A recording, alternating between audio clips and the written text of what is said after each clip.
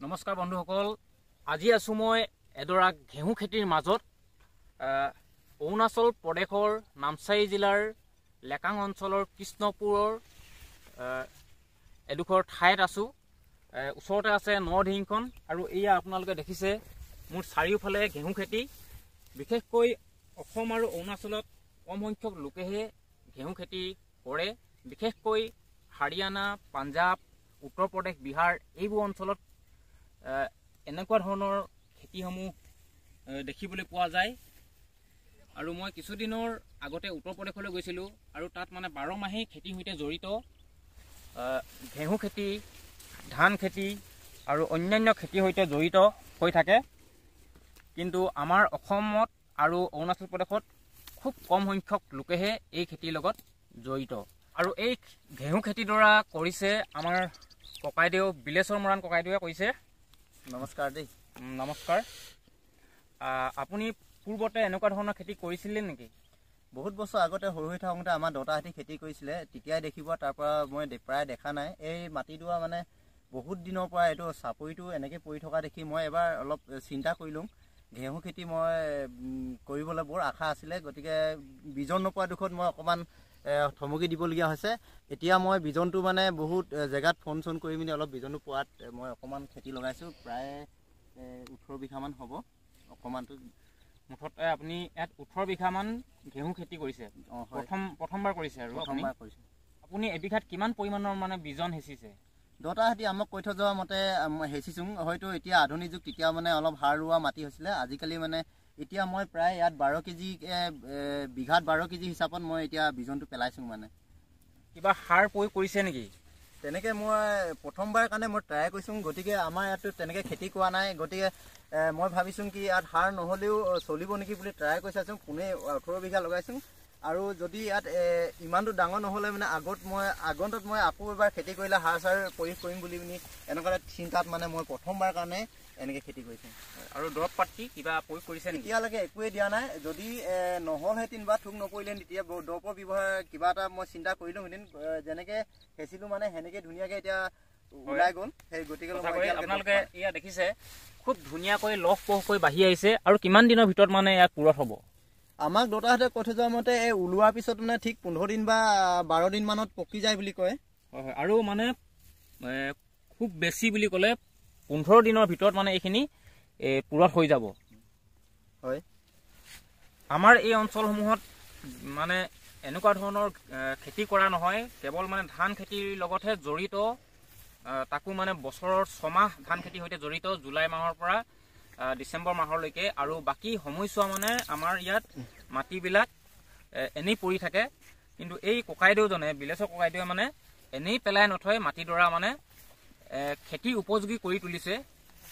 আৰু পূৰ্বতে মানে এই অঞ্চলটোত, যিটো অঞ্চলত মানে এই কৃষ্ণপুৰ এই নৰদিহিঙৰ কাষৰ এই অঞ্চলটোত মানে হাবিয়ে আগুৰি আছিল। আৰু এই হাবিবিলাক মানে কাটি, এই জংঘলবিলাক কাটি মানে এই ককাইদেউজনে খেতি কৰিবলৈ আগবাঢ়ি আহিছে। আপুনি যিহেতু এইবাৰ প্ৰথম খেতি কৰিছে আৰু আমি আপোনাৰ শস্যডৰা দেখি জানিছোঁ যে খুব সুন্দৰকৈ মানে ইয়াত মানে ঘেঁহু খেতিটো কৰিব পৰা যায়। আপুনি মানে অকণমান মতামত আগবঢ়াব নেকি? মানে মাটিডৰা কেনেকুৱা হ'ব লাগে ঘেঁহু খেতিৰ কাৰণে? আমাক দেউতাহঁতে কৈ থৈ যোৱা মতে তেনেকৈতো খেতি কৰি পোৱা নাই। গতিকে প্ৰথমবাৰ কৰিছোঁ। অলপ সাৰুৱা টাইপৰ, অলপ দমীয়া টাইপৰ হ'ব লাগে বুলি কৈছে। মাটিটো অলপ সাৰুৱা টাইপৰ হ'ব লাগে। তাৰপিছত আকৌ ঠিক ইয়াক মানে উঠাৰ পিছত মানে পানী দিব পাব লাগে। ইয়াক পানীৰ প্ৰয়োজন। পানীটো যদি সুবিধা আছে তেতিয়াহ'লে আপোনালোকে কৰিব পাৰিব, বৰ ধুনীয়া হ'ব। মই ইয়াত এবাৰ পানী দিছোঁ। আৰু যদি দমীয়া অলপ ঠাই হয় তেতিয়াহ'লে মানে যথেষ্ট ভাল হ'ব, আৰু ইয়াত প্ৰতিও ভাল হ'ব। আৰু পানী, বিশেষকৈ পানী দৰকাৰ হয় বুলি কৈছে ইয়াত। এই ঘেঁহু খেতিটো মানে বছৰত কেইবাৰ কৰিব পৰা যায় একেডোখৰ মাটিতে? মানে এনেকৈ কোৱা মতেতো আমাৰ দেউতাহঁতে কৈ থৈ যোৱা মতে বছৰত 3বাৰ লাগে খেতি কৰিব পাৰে একেডোখৰ মাটিতে। ঘেঁহুটো একেডোখৰ মাটিতে মানে 3বাৰ লাগে খেতি কৰিব পাৰে। মানে এতিয়া বীজ সিঁচাৰ পৰা পূৰঠ হোৱালৈকে মানে কিমান সময় প্ৰয়োজন হয়? এতিয়া আমাৰতো এইখিনি 90 দিন হৈছে। তাৰপৰা এতিয়া গম পোৱা হ'ব, মই আগন্তত গম পাম মানে কিমান দিন লাগে। এতিয়া আমি হিচাপ কৰিছোঁ 90 দিন, মানে 90 দিনত পূৰা কাটিব পাৰে বুলি। মানে 3 মাহত সম্পূৰ্ণ হৈ যায়। মুঠতে বছৰত 3বাৰ খেতি কৰিব পাৰে, খেতি কৰিবলৈ পৰা যায়। মানে আৰু মাটিটো সঁচাকৈ আমাৰ ইয়াত মানে উপযোগী বুলি ক'ব লাগিব, যিহেতু খুব সুন্দৰকৈ লহপহকৈ বাঢ়ি আহিছে। ঘেঁহু খেতিৰ উপৰিও আপুনি কি কি খেতিৰ লগত বৰ্তমান জড়িত? মই এতিয়া মোৰ ঘৰৰ আগফালে লগাই থৈছোঁ, মই 7 বিঘা ৰঙালাও, চাকাটা ৰঙালাও, সেইও এবাৰ প্ৰথমে লগাইছোঁ। হয়, তাৰপিছত এইফালে আমি দেখিছোঁ মানে খালী মাটি এডৰা পৰি আছে। মানে ইয়াত আগতে কি খেতি কৰা হৈছিল? ইয়াত সৰিয়হ খেতি কৰিছিলোঁ, প্ৰায় ইয়াত 60 বিঘা মাটি আছে। 60 বিঘা মানে সৰিয়হ খেতি কৰিছে? সৰিয়হ খেতি কৰিছিল। আৰু ইয়াক মানে পৰিকল্পনা কি কৰিছে, আকৌ মানে কি খেতি কৰিব সেই মাটিত? এতিয়া এইটো সময়ত আমি এতিয়া 20 বিঘামান মকই লগাম আৰু দাংবডি অলপ 6-7 বিঘামান লগাম। তাৰপিছত যোনখিনি দ চাইডত আমি অকণমান আগতীয়া ধান লগাম বুলি ভাবিছোঁ। সৰিয়হটো মানে উৎপাদন কেনেকুৱা আমাৰ এই অঞ্চলসমূহত? এইখিনিত এতিয়া যিখিনি মই মাৰিলোঁ এইখিনি বিষয়লৈ মই ক'ম। এইখিনিত এতিয়া বিঘাত মানে 2.5 কুইণ্টেলকৈ ওলাইছিলে। এবিঘাত 2.5 কুইণ্টেল? 2.5 কুইণ্টেলকৈ ওলাইছে। হয়, আপোনালোকে নিজেই মানে তেল প্ৰস্তুত কৰে নে এইটো মানে বিক্ৰী কৰে সৰিয়হটো? এতিয়া এই বছৰটো ঠিক তেনেকৈ আমাৰ ওচৰত মিল নাই, তেলৰ মিল নাই, সেই গতিকে লৈ এবাৰ আমি বিক্ৰী কৰি দিলোঁ। মানে বিক্ৰী কৰি দিছে আপুনি? মানে লাভান্বিত হৈছেনে? তেনেকৈ আমাৰ খৰচাটো মূল হিচাপ কৰি চাইছিলোঁ। হিচাপ কৰি কিনি আমাৰ বাজেটটো খেতি কৰাত মানে যিমানখিনি আমি পেলাইছিলোঁ তাৰ বাকীখিনি 1 লাখ মান টকা আমাৰ উঠিছিলে। যথেষ্ট লাভে। আপোনালৈ অশেষ ধন্যবাদ জনাইছোঁ। আৰু আমাৰ বিলেশ্বৰ ককাইদেউ এটা ইউটিউব চেনেলো আছে, বিলেশ্বৰ ব্লগ বুলি, আৰু ফেচবুক পেজতো পাব। আপোনালোকে খেতিৰ সৈতে জড়িত হৈ থকা ভিডিঅ'সমূহ আপোনালোকে ফেচবুক নাইবা ইউটিউবত চাব পাৰিব।